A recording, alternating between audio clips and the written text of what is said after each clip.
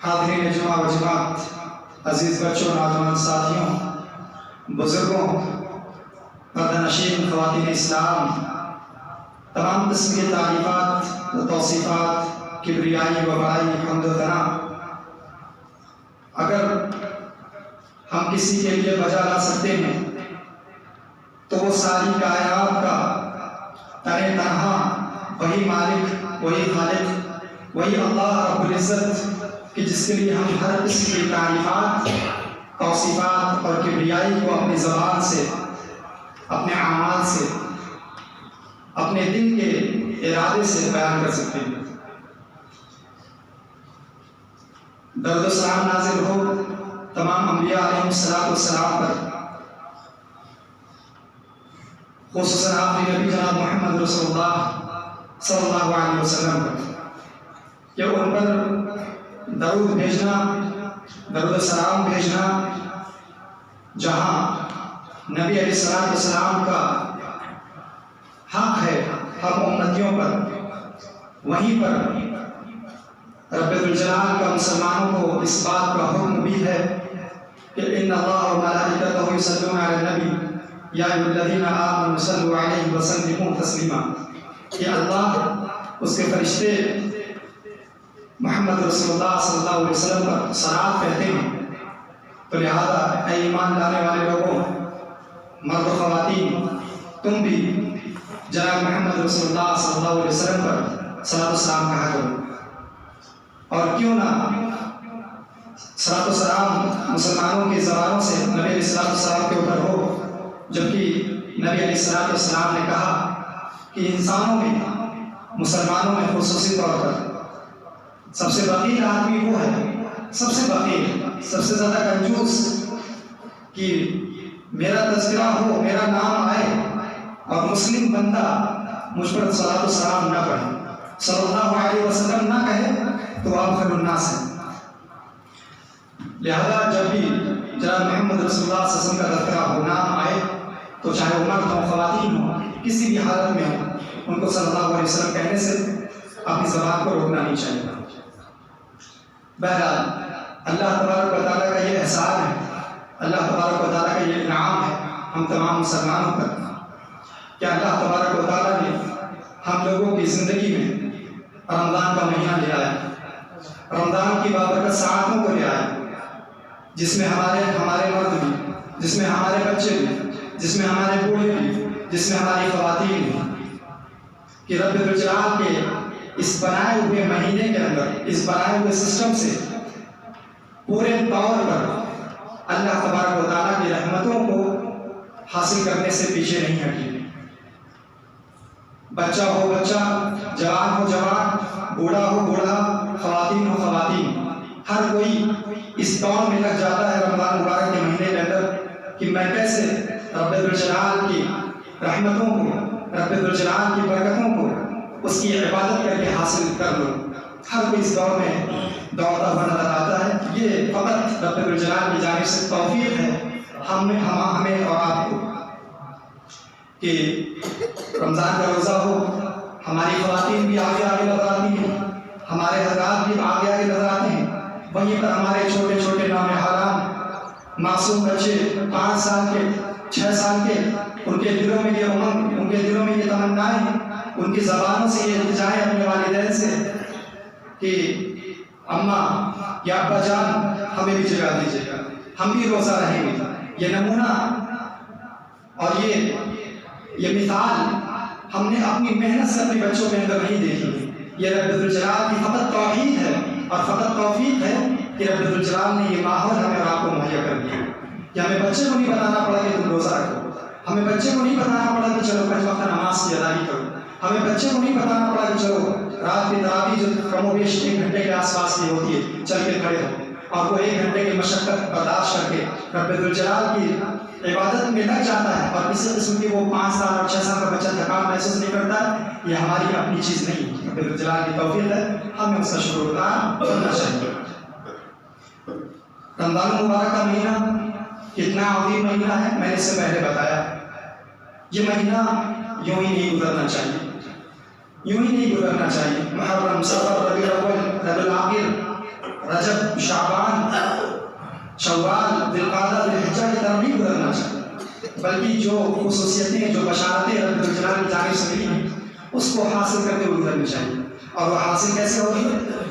نبی علیہ السلام کا فرمان، نبی علیہ السلام کا فرمان کہ رمضان مبارک میں سب سے پہلی چیز جس کا اہتمام مسلمان مرد و خواتین کو کرنا ہے وہ ہے من صام رمضان ایمانا واحتسابا غفر له ما تقدم من ذنبه، کہ کوئی بھی بندہ کوئی بھی بندی اللہ کی رمضان کے پورے مہینے کا روزہ رکھتی ہے، اللہ تبارک و تعالیٰ پر، اللہ کے بھیجے ہوئے پیغمبر پر، آخرت کے دن پر، حساب و کتاب کے دن پر ایمان رکھتے ہوئے روزہ رکھتی ہے، واحتسابا، اور اللہ سے نیکی کی امید رکھتے ہوئے روزہ رکھتی ہے دن بھر کا، تو غفر له ما تقدم من ذنبه، اس کے گناہ ہزار ہوں، اس کے گناہ لاکھ ہوں، اس نے آسمان و زمین کے خرابے بھر دیا ہوں، زمینوں کو گناہوں سے بھر دیا ہوں۔ اللہ تبارک و تعالیٰ کہتا ہے کہ اس بندے کی اور اس بندی کی جتنے بھی گناہ ہوں گے غفر له ما تقدم من ذنبه، اللہ معاف کر دے گا،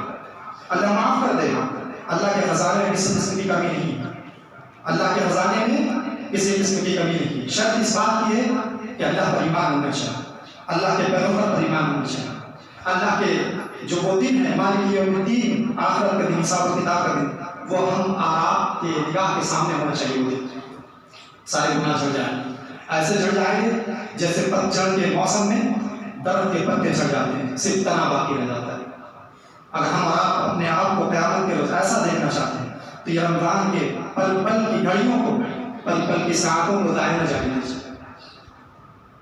رمضان کا یہ روزہ ہمارا مکمل کیسے ہوگا اور اللہ تعالیٰ قبول کیسے کرے گا؟ یہ اللہ کے بتائے ہوئے طریقے پر ادا کرنا ہوگا، اللہ کے پیغمبر کے بتائے ہوئے طریقے پر ادا کرنا ہوگا۔ کیسے؟ سحری سورج نکلنے کے بعد کرنا ہے، آزاد نہیں ہے۔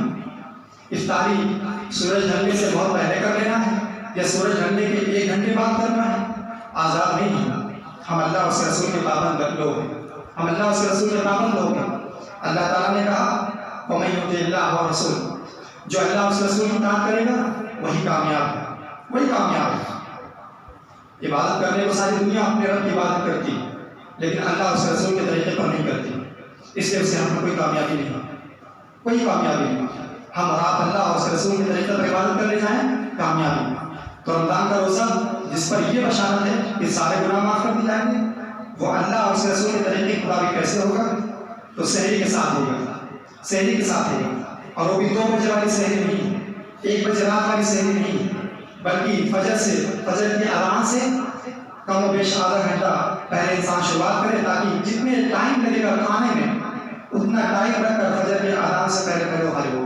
فجر کے اذان ہو تو بھی چلے گا، فجر کے کھاتے کھاتے فجر کے اذان ہو تو بھی چلے گا۔ اللہ کے رسول علیہ السلام کی یہ حدیث میری نگاہ سے گزری، میں نے سوچا آپ کو بتا دوں۔ اللہ تبارک و تعالیٰ کے پیغمبر جناب محمد رسول اللہ صلی اللہ علیہ وسلم کہتے ہیں کہ اذا سمع احدکم النداء والاناء فی یدیہ، تم میں سے کوئی اذان سنے فجر کی اور اس کے ہاتھ میں پلیٹ ہو کھانے کی، اس کے ہاتھ میں پلیٹ ہو کھانے کی، اذان سنتے پلیٹ کو رکھنا دے، پلیٹ کو نہ رکھے حتی یقضی حاجتہ منہ، یہاں تک کہ وہ اپنی ضرورت پوری کر لے۔ اذان ہو جانے دے، ہاتھ میں رکھی ہوئی پلیٹ، ہاتھ سامنے رکھا ہوا پلیٹ جس میں دال چاول یا کچھ بھی ہے، اس کو ختم کر کے اٹھے۔ یہ نبی صلی اللہ علیہ وسلم کا فرمان ہے۔ اذان ہو جائے، اذان ہونے دیجیے، لیکن نبی صلی اللہ علیہ وسلم کا طریقہ یہی ہے کہ آخری وقت میں صحیح ہونی چاہیے۔ اس طریقے اور یہ صحیح کوئی بنا کھائے ایسی بتاتے کہ نہیں چلو ویسے ہی میں روزہ رہ جاتا ہوں، یہ بھی نبی صلی اللہ علیہ وسلم کے طریقے کے خلاف عمل کرنا ہوگا۔ 1 گلاس پانی اٹھ کر پی لیجیے فجر کی اذان سے پہلے، سارے صحیح ہوگی۔ 1 کھجور کھا لیجیے، صحیح ہوگی۔ نہیں من کر رہا ہے کھانے کا مت کھائیے، لیکن کچھ نہ کچھ صحیح کے ارادے سے آپ کو کھانا ہے، عبادت ہے۔ جیسے دن بھر بھوکا رہنا عبادت ہے، ویسے صحیح کے وقت کچھ کھانا عبادت ہے۔ آپ رب الجلال کی عبادت کر رہے ہیں، یہ معاملہ۔ اب دن بھر ہمارا گزرے گا کیسے؟ اب بہت سے لوگ 2 بجے 3 بجے صحیح کھا کے پھر سو جاتے ہیں، فجر کی نماز بول، تو پھر وہ صحیح ایسی صحیح، وہ عبادت ایسی عبادت جو رب الجلال کی فرض کی ہوئی عبادت سے غافل کر دے۔ فجر فرض ہے، غافل کر دے تو اللہ تعالیٰ کو ایسی عبادت کی ضرورت نہیں۔ پھر اس کے بعد دن بھر ہمارا کیسا گزرے؟ اللہ کے رسول علیہ السلام نے کہا کہ اللہ تعالیٰ کہتا ہے کہ جو روزہ رکھتے ہوئے جھوٹ، غیبت، چغلخوری، فریب، دھوکہ، جھوٹی گواہی، دوسرے پر الزام، دوسرے پر بہتان لگانے سے باز نہیں آتا ہے، تو اللہ کو کوئی حاجت نہیں ہے کہ وہ روزہ رکھے. اللہ کے لیے کوئی حاجت نہیں ہے. صرف روزہ کھانے پینے سے اپنی زبانوں کو روک لینے کا نام نہیں ہے. اپنے کانوں کو بھی روک لو، اپنی زبانوں کو بھی روک لو، اپنی آنکھوں کو بھی روک لو، اپنے قدموں کو بھی روک لو. اس چیز کا نام عبادت ہے اور اس چیز کا نام روزہ ہے. تو ہمارا دن ایسے گزرنا چاہیے. اگر کوئی آپ کو گالی دیتا ہے سامنے والا شخص، تو اللہ تعالیٰ کہتا ہے جب تمہیں کوئی گالی دے، تمہیں کوئی برا بھلا ہے، اپنے غصے پر کنٹرول رکھو اور اس سے کہہ دو کہ میں روزے سے ہوں، انی امرؤ صائم، میں روزے سے ہوں. بس تمہارا یہ جواب آنا چاہیے. باقی رب دیکھے گا. جس رب نے یہ کہا کہ سارا عمل انسانوں کے لیے ہے، انسانوں کے لیے ہر عمل کا بدلہ اس کو ایک حساب سے مل جائے گا، لیکن وہ صیام ہولی روزہ صرف بندہ میرے لیے رکھتا ہے، صرف میرے لیے رکھتا ہے اور میں اس کا بدلہ دوں گا. مطلب یہ کہ جو روزے داروں کو کسی بھی طریقے سے تکلیف پہنچائے تو گویا کہ اللہ اس کے مقابل ہوگا، اس روزے دار کی طرف سے اللہ سے مقابل ہوگا. نہ کھیلا نہ مذاق اسلام کا نہیں ہونا چاہیے. تو اس طریقے سے ہمارا روزہ بدلنا چاہیے. اس کے بعد روزے کے اندر رمضان المبارک کے مہینے کے اندر کہ رمضان المبارک کی ساعتوں سے ہمیں پورا فائدہ ملے. ایک دوسری بہت اہم چیز ہے وہ افطار کی آتی ہے. وہ افطار کی آتی ہے. ایک حدیث بتاتا ہوں گزرتا ہوں. نبی علیہ الصلوۃ والسلام نے کہا کہ لا یزال الناس بخیر ما عجل الفطر. اس طرح کی بہت سی حدیثیں ہیں، فقط ایک حدیث کہ لا یزال الناس بخیر ما عجل الفطر، کہ انسانوں کی جماعت، اور یہاں سارے انسان نہیں، یہود نہیں، نصارہ نہیں، غیر نہیں ہے. یہ کون ہے؟ مسلم ہے. اللہ کو اللہ اور رسول کو رسول تسلیم کرنے والے لوگ. اللہ کے رسول صاحب کہتے ہیں کہ یہ مسلمان جب تک کہ افطار میں جلدی کرتے رہیں گے، افطار میں جلدی کرتے رہیں گے. جلدی کرنے کا یہ معنی نہیں ہے کہ سورج ڈوبنے سے پہلے انسان افطاری کر لے، اور بلکہ جلدی کرنے کا یہ معنی ہے کہ سورج ڈوبنے کا یقین ہو گیا 6:12 پہ آج اگر افطاری ہے تو بس 6:12 پہ، نہ کسی مسجد کے مینارے سے اذان کا انتظار، نہ کسی اور چیز کا انتظار. وقت ہو گیا، ہم وقت پہ پابند کیے گئے. اگر کہیں پر اذان ہی نہ ہو، جیسے سفر میں انسان ہوگا تو کیا کرے گا؟ تو وقت کا پابند ہونا چاہیے. 6:12 پہ اذان ہے اور 6:12 پہ ٹائم ہے تو 6:12 پہ افطار ہو جانی چاہیے. اگر ہو گئی تو خیر پر، اور ہمارا دین غالب رہے گا سارے دین پر، سارے مذہب پر. سارے مذہب پر کیسے؟ میں اپنے سے نہیں کہہ رہا ہوں. نبی صلی اللہ علیہ وسلم نے کہا کہ دین ہمیشہ غالب رہے گا دوسرے دین پر، دوسرے مذہب پر، جب تک کہ لوگ افطاری جلدی کیا کریں. آپ دیکھیں مسلمانوں کی جتنی جماعتیں ہیں جو جتنی تاخیر سے افطاری کرتے ہیں، اگر کوئی 5 منٹ دیر سے کر رہا ہے، اور اگر کوئی 10 منٹ دیر سے کر رہا ہے، کوئی 15 منٹ دیر سے افطاری کر رہا ہے، تو آپ دیکھیے وہ لوگوں پر غور کیجیے آپ بھی کہ وہ جتنا دیر کرتے ہیں اتنی اسلام سے دوری ہے ان کی زندگی میں. جو 3 منٹ کی دیر کرتا ہے اس کی زندگی کو اتنا دوری نبی سے. جو 10 منٹ کی دوری کرتا ہے افطاری لیٹ کرتا ہے اس کی زندگی میں اتنی گمراہی ہے. جو 15 منٹ کی دیر سے کرتا ہے افطاری اس کی زندگی میں اتنی گمراہی ہے. یہ مسلم ہے نبی کے ساتھ ہے. بہرحال افطاری بالکل وقت پہ ہونی چاہیے. بسم اللہ کر کے افطار کریں. ختم ہو جائے افطاری کا معاملہ تو آخری میں دعا یہ پڑھنی ہے ذهب الظمأ وابتلت العروق وثبت الاجر ان شاء اللہ. یہ دعا کب پڑھنی ہے؟ افطاری ختم ہونے کے بعد. پھر اس کے بعد اب ایک مرحلہ آتا ہے جو رمضان المبارک کے اندر ہی خاص ہوتا ہے. کیا؟ عشاء کی نماز کے بعد تراویح کا. اللہ تبارک و تعالیٰ اپنے نبی جناب محمد صلی اللہ علیہ وسلم کے ذریعے بیان فرماتا ہے، مسلمان کو حکم دیتا ہے من قام رمضان ایمانا واحتسابا غفر له ما تقدم من ذنبه. ہم نہیں چاہتے کہ اللہ ہمیں قیامت کے روز ایسا کر دے جیسے ابھی ہم نے اپنی ماں کے پیٹ سے جنا. نہ کوئی گناہ، نہ کوئی بوجھ، نہ کوئی ٹینشن، نہ کوئی ذمہ داریاں. اگر ایسا چاہتے ہیں کل قیامت کے روز تو جو حرامی آ رہے ہیں اس پر عمل کرنے کی کوشش کرنی پڑے گی. نبی علیہ السلام فرمایا کہ جو رمضان میں تراویح کا اہتمام کرتا ہے، اللہ پر، رسول پر، آخرت پر ایمان رکھتے ہیں، حساب کتاب کے دن پر، واحتسابا، اور اللہ سے نیکی کی امید کرتے ہوئے رمضان کی تراویح پڑھتا ہے، قیام کرتا ہے، تو اللہ تعالیٰ اس کے سارے گناہوں کو معاف کر دیتا ہے جو اس نے پہلے کیے دنیا کا سارا گناہ۔ اور یہ رمضان کی تراویح ہونی کیسے چاہیے، اس کی تعداد کتنی، کیفیت کیا ہونی چاہیے، میں نے آپ کو بتایا شروع میں۔ ہم اللہ اس کے رسول کے پابند ہیں، اللہ اس کے رسول جو کہے گا اور جو بتائیں گے اسی کے مطابق ہمیں عمل کرنا ہو۔ ایک صحابی آتے ہیں مسلمہ، اما عائشہ سے پوچھتے ہیں، عائشہ رضی اللہ عنہا جو کہ نبی علیہ السلام کی سب سے چہیتی بیوی تھی، اسلام کے احکام کو سب سے زیادہ لوگوں تک پہنچانے والی ایک عائشہ رضی اللہ عنہا ہے۔ عورتوں میں یہ ایک اکیلی ایسی عورت کی طرح کہ مکہ کے اور مدینہ کے بڑے بڑے صحابہ ان سے فتویٰ لینے آیا کرتے تھے۔ انسان کو علم وزنی بناتا ہے۔ میں نصیحت کرنا چاہتا ہوں خواتین کو بھی اور اپنے بچوں کو بھی، انسان کو علم وزن دار بناتا ہے، اور جہالت بالکل زمین کی گہرائیوں میں گرا دیتا ہے، پتے کے مانند بھی نہیں رہ جاتا پھر انسان۔ جتنا آپ کے پاس علم ہوگا آپ اتنے وزن دار۔ عائشہ ایک عورت تھی چھوٹی عمر کی، جن کے بارے میں لوگ افواہیں بھی پھیلاتے ہیں، سنا ہوگا نام، وہی عائشہ اتنی وزن دار کہ عمر ابو بکر خود ان کا باپ وہ ان کے پاس آیا کرتے تھے فتویٰ لینے کے لیے۔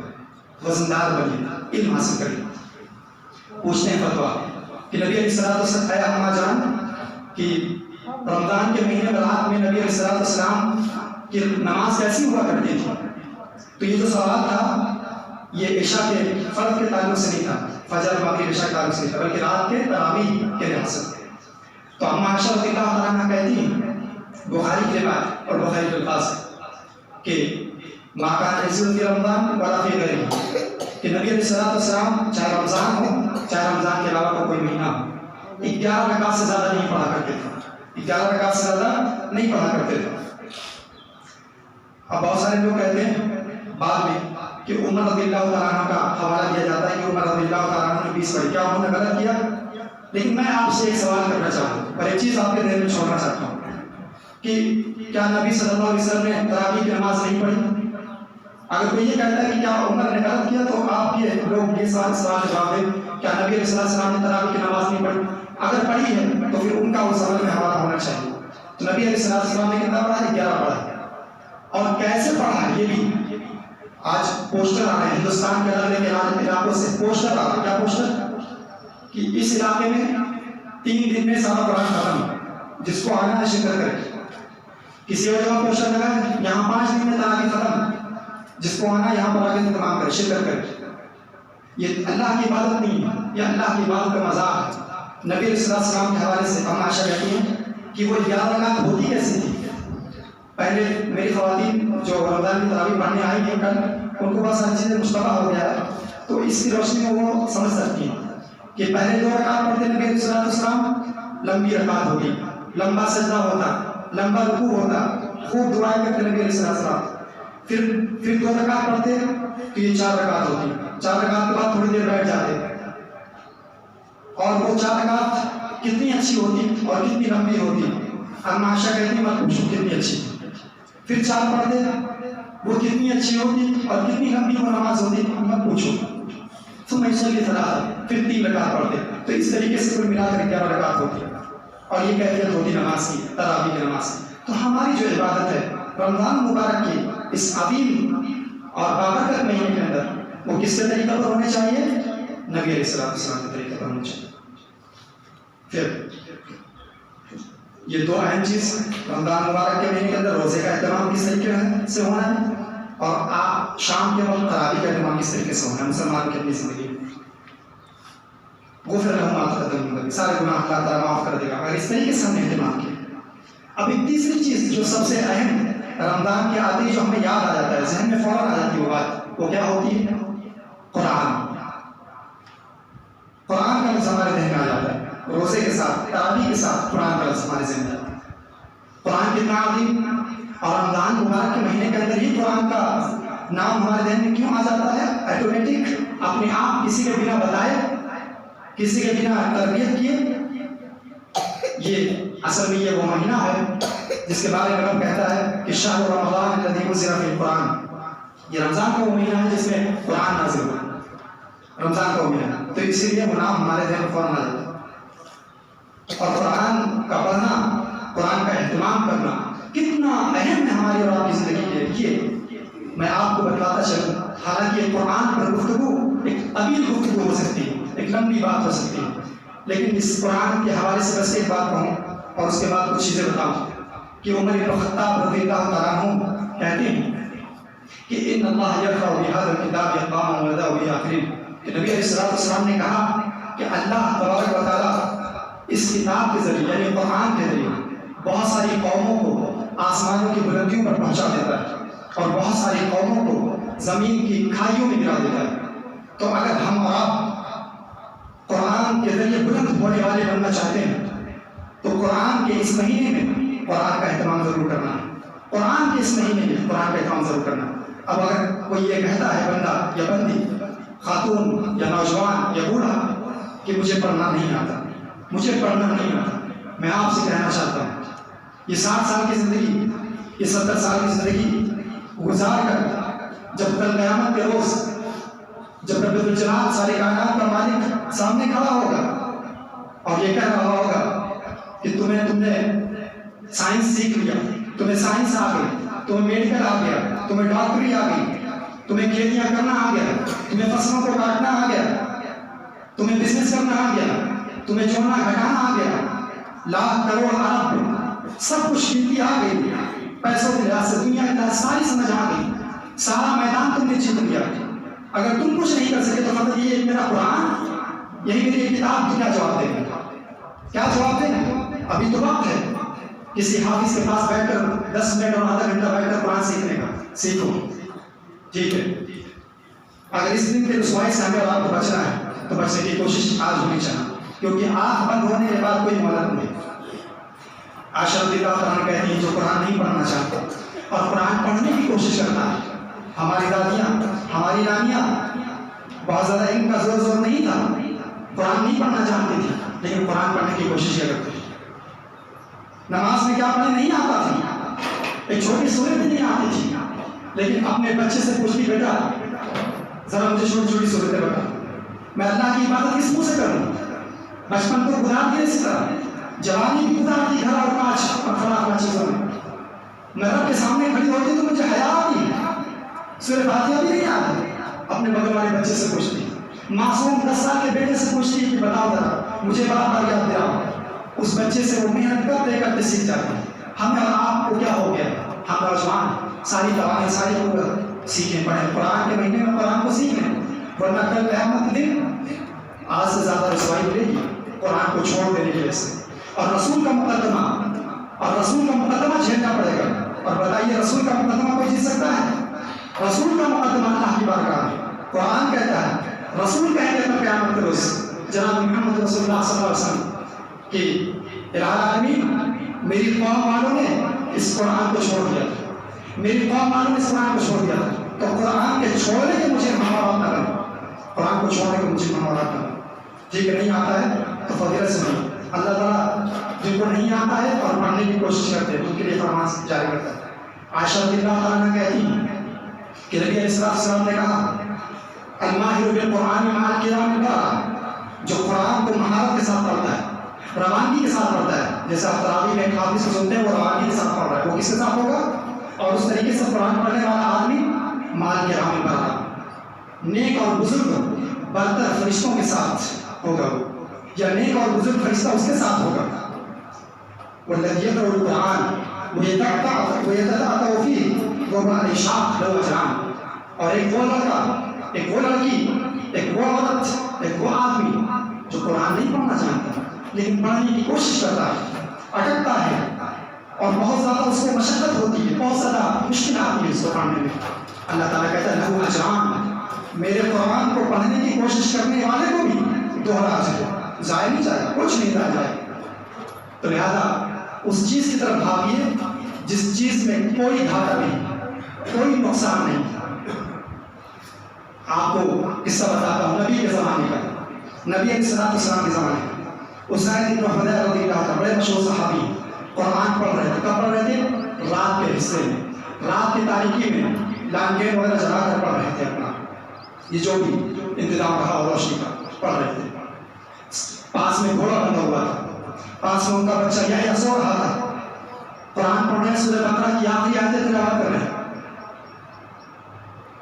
تب تک کہ ان کا گھوڑا بدکنے لگ جاتا ہے.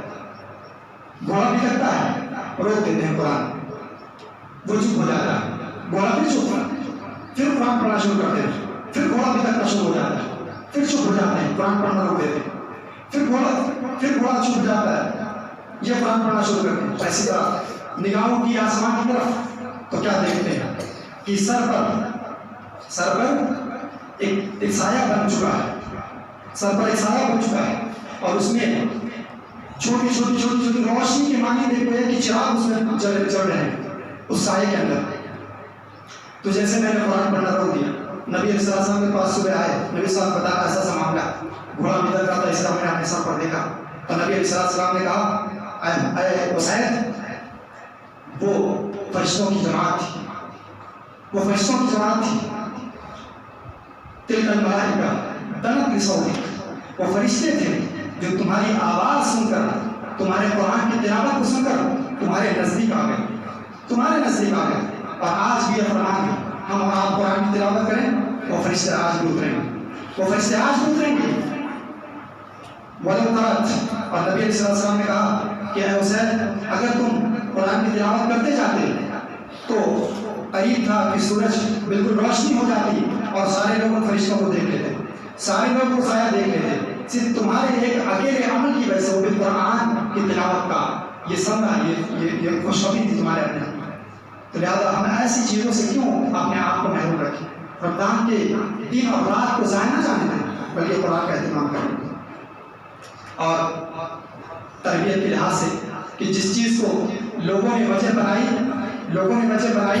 شب برات کے اندر عمل کو, جو کہ کتنا صحیح اور کتنا غلط میں نے بتایا وہاں پر, اس سے کئی گنا زیادہ رمضان مبارک کی ہر رات کو اللہ تبارک و تعالیٰ کی جانب سے فرمان جاری ہوتا ہے, لیکن کسی کو کوئی خبر نہیں ہوتی. رمضان کی ہر رات گزر جاتی ہے, رب کہتا ہے وَلِلَّهِ وَتَقَى مِنَ النَّارِ وَذَلِكَ كُلَّ لَيْلَةٍ, رمضان کی ہر رات اللہ انسانوں کے گردنوں کو جہنم سے آزاد کرتا ہے. تو کیوں کر ہم نے اور آپ نے رات کو جاگ کر یا رات کے کسی لمحے اللہ سے یہ دعا کیوں نہیں کی کہ اے اللہ ہماری بھی گردن کو اس رات میں آزاد کر دے جہنم سے, کیوں نہیں کہا؟ وَلِلَّهِ وَتَقَى مِنَ النَّارِ وَذَلِكَ كُلَّ لَيْلَةٍ. اور جس چیز کو وجہ بنا کر شب برات میں لوگوں نے جاگا, اور رمضان مبارک کے سارے مہینے سوتے رہیں گے, رمضان مبارک کے سارے مہینے سوتے رہیں گے. اللہ تعالیٰ کا فرمان کہ يَنزِلُ رَبُّنَا كُلَّ لَيْلَةٍ إِلَى السَّمَاءِ الدُّنْيَا, کہ ہمارا رب ہر رات اس جو دکھنے والا آسمان ہے, دنیا کا آسمان, یہ ساتواں جو دکھ رہا ہے ہمیں, اس آسمان پر اترتا ہے رب اور پکار لگاتا ہے کہ میں یدعونی فاستجیب لہ. ہر رات اترتا ہے, کب اترتا ہے؟ آخری حصے میں, فجر سے پہلے اس والے حصے میں, اور یہ آواز لگاتا ہے کہ میں یدعونی فاستجیب لہ. کون ہے وہ جو مجھے پکارے اور میں اس کی پکار کو اور میں اس کی دعا کو قبول کروں؟ کون ہے جو مجھ سے مانگے میں اس کو دوں؟ وَمَن يَسْتَغْفِرُنِي فَأَغْفِرْ لَهُ, کون ہے جو مجھ سے بخشش مانگے اور میں اسے بخشش کروں؟ کیوں رمضان مبارک کی رحمتوں کا اور ان تمام احکامات کا ہمیں خیال نہیں رہا؟ اللہ تبارک و تعالیٰ سے میں دعا کرتا ہوں کہ الہ العالمین ہم تمام لوگوں کو رمضان مبارک کی قدر کرنے کی توفیق عطا فرمائے. رمضان مبارک کا جس طریقے سے الہ العالمین یہ پہلا دن ہے ہماری اپنی زندگی کے اندر کہ جو تو نے ہمیں توفیق دی کہ ہم تیری عبادت میں کسی قسم کی کوتاہی نہ لائیں, کاہلی کا شکار نہ ہوں. الہ العالمین اسی طرح یہ پورا مہینہ ہماری زندگی میں اسی توفیق ارزانی کے ساتھ ہمیں گزارنے کی توفیق عطا فرمائے. الہ العالمین ہمارے بچوں کو, ہماری خواتین کو, ہمارے بوڑھوں کو, ہمارے بڑوں کو الہ العالمین اپنے نفسوں کی, اپنے گھر والوں کی, اپنے لوگوں کی تربیت کرنے کی توفیق عطا فرمائے. ایک حدیث بتاتا ہوں, بڑی لطیف حدیث ہے. نبی علیہ السلام نے کہا کہ اللہ تعالیٰ اس آدمی پر رحم کرے جو آدمی رات میں اٹھتا ہے اور اپنی بیوی کو بھی جگاتا ہے, اگر نہیں مانتی تو پانی کے چھینٹے مارتا ہے, اور اگر بیوی اٹھتی ہے رات میں اللہ کی عبادت کرنے کے لیے تو اپنے شوہر کو جگاتی ہے کہ وہ بھی اللہ کی بات کرے، اور اگر نہیں مانتا، اٹھتا نہیں ہے، تو وہ چیزیں معافی ہے۔ اللہ کے رسول نے کہا رحم اللہ عمران، رحم اللہ امراۃ، اس آدمی پر بھی رحم اللہ ہے، اس عورت پر بھی رحم۔ تو ہم ایک دوسرے کے لیے اپنے گھر کو بہتر سے بہتر بنانے کے لیے نبی علیہ السلام کی اس فرامین پر عمل کرنا ہوگا۔